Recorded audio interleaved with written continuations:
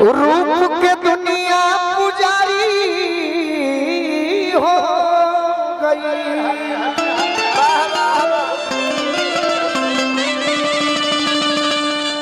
केहू नजरिया में आके जब बस जाई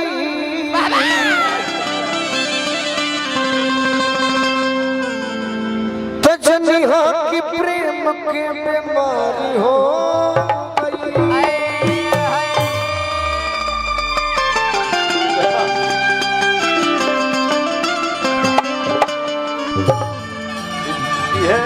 ये हरेंद्र ठाकुर को छोटकी बहन है। अच्छा पहले मेहरारू मरद वाला सुनाई कि प्रेमी प्रेमिका वाला। प्रेमी प्रेमिका वाला सुने वाला लोग हाथ उठावे ज्यादा संख्या में। मरद मेहरारू वाला बात में कोई तो वह गीत हम गाई जन बड़ी रुरा सब सुने खातिर इच्छुक बन कि आज हो पहिला मिलना मिलल सजनी के सजनवा। राकेश भैया हमर बाड़ राकेश भैया एगो आग्रह करत नहीं कहे जब ट्रक का एगो आवागमन होता। हाँ जी गोलू राजा का जब तक गाना चलेगा नो एंट्री लगाया जाए। बंद करी इससे मेरे भाइयों का डिस्टर्ब हो रहा है सुनने में। सही नो एंट्री लगाया जाए। सूरज भैया से कह दीजिए कि आज हो पहिला मिलनवा तो वहां से बिट्टू बाबा पुरस्कार दिले बने जय हो। मिलल सजनी के सजनवा हमारे अंग अंग गुलाब नियन खिलाल बदनवा। सुनी सुनी भगवान अरे जन बिहान हो खेती भाव दो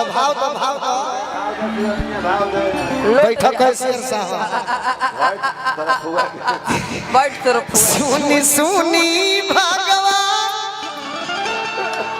अरे जन बिहान हो खेती। पहला भाव रूपा जी दिहन गोलू राजा को अरे कि आज राजा जी के कोरवे में जवान हो खेती।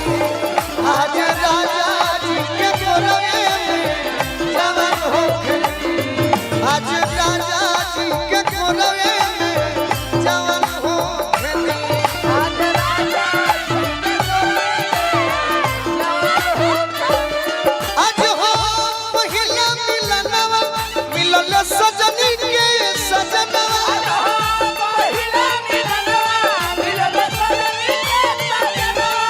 हमारी अंग गुलाब नियन खिलाल बदनवा।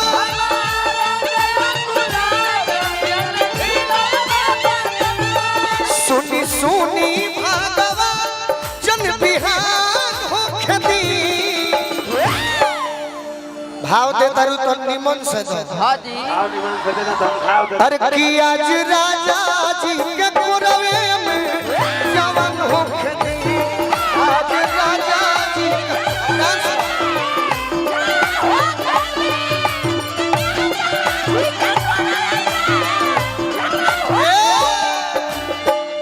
बड़ी सुंदर हमारे बाबूजी गीत गौले रहलन। हाँ जी एमे से तो ऐसने करे के बा उपेंद्र भैया हाँ टेंगारी चाचा जवन गीत में सेट करे कौन हमारे बाबूजी गावत रहलन। दूगो गीत हमार चोरी भइल बा हाँ जी बाकी ओकरा बारे में ना कहो। ना देखिए हमारे गीत कौन चोरी भइल बा। कौन ले ओई लगावन यो बही छोट बा खेलवन राजा लइका। ले ओई लगावन यो बही छोट बा खेलवन राजा लइका। अब है बाबा भैया हमारा सूरज प्रताप सिंह जी के मानने वाला हाँ जी हमारे भैया पुरस्कार दिले बड़े। हाँ जय हो। रविंदर भैया हिंदू तनी सजिंदो हमारे बड़ भैया आशीर्वाद दिले बड़े। वो दे दी कहे के रख के चंदन भैया के बड़ भाई रविंदर भैया आ सूरज भैया केने बानी जय हो हमर मन लागत बा राकेश भैया ना सूरज भैया के बोला ली तनी और में ही बा हाँ जी अरे किले ओइलो गवना वही छोट बा खेलो राजा लइका ले आइला गाना वही छोट बा खेलौना राजा लइका बानी सुतो बिछा के कुछ दिन तोहरे पीछा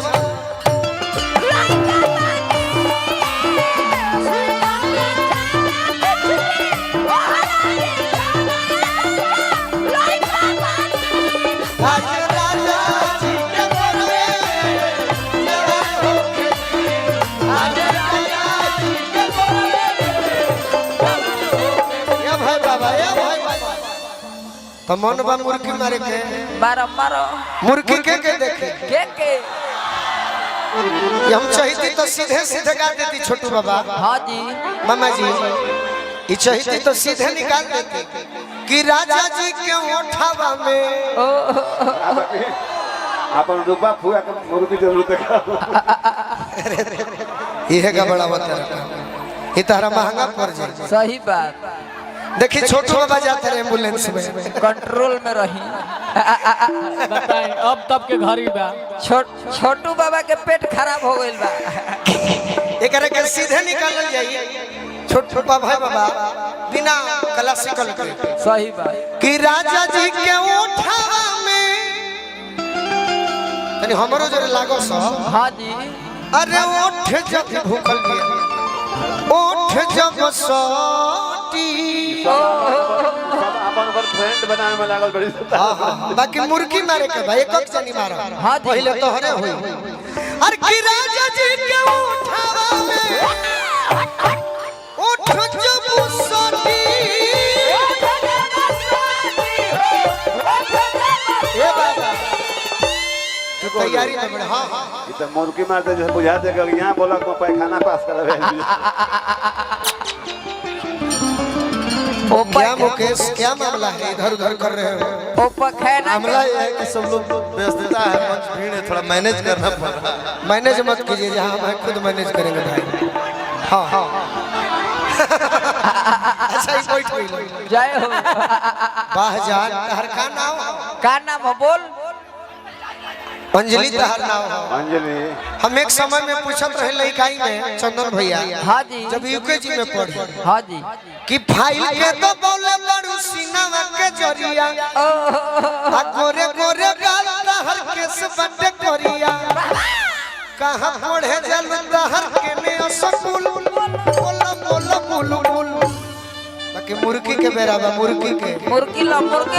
मुर्गी ऐसे मरवाइला हाँ जी इतनी हानि के पहचान हो जाए कि कितना तैयारी बा सही बात ये मुर्गी मारे वाला ना है ये ये भुरकी मारे वाला ही है चलो मुर्गी में अरे कि राजा जी के उठावा में उठ जब सती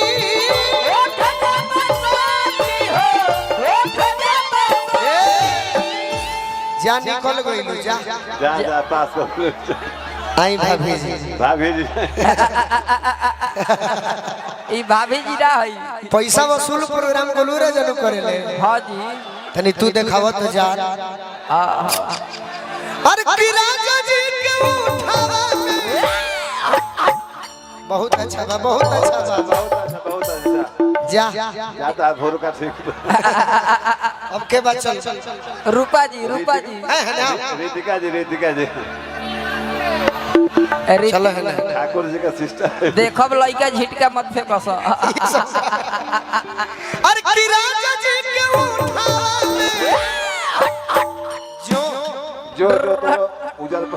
जो बावर्ची रही थी तो खीर देती हाँ जी बावर्ची रही थी तो खीर देले रही थी हाँ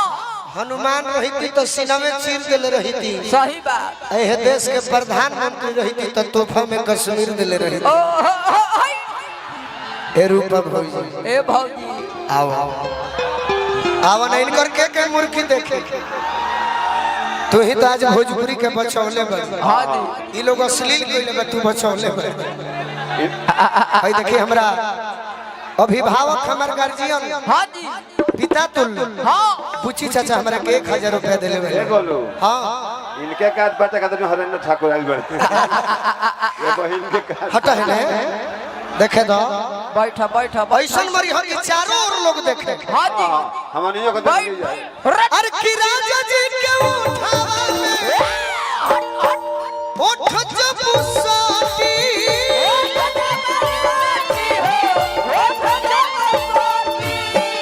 भुक भुक मरी हमारा दिलवा के